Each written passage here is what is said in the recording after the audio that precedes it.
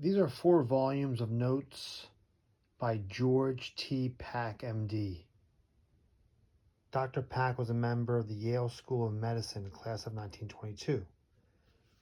So the 4 volumes are Notes on Anatomy, Notes on Neurology, Notes on Physiology, and Notes on Pathology. So if I give you some examples of each one, if we open up this book here on anatomy, it has this book plate, and then it's simply filled with extraordinary drawings by Dr. Pack at the time of medical school at Yale. And actually, we even go even farther. He also has notes. So notes, drawings, many pages at the bottom have his signature.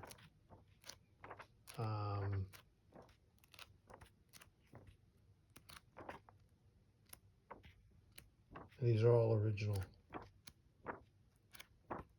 Here's one volume on anatomy, which is a volume on pathology next, which is the thickest volume. But here you have photos that have been inlaid, his type notes.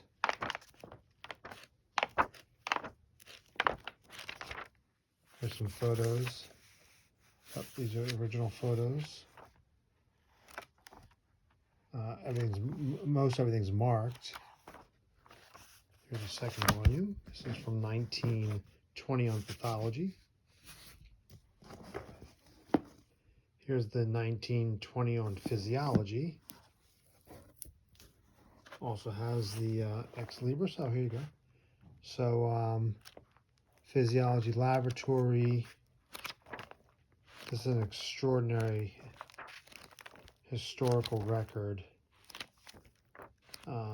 Meticulous.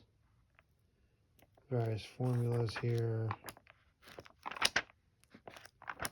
Bringing back memories of medical school. And notes on neurology.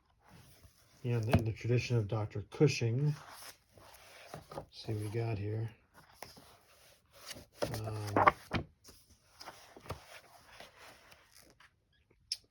Same thing.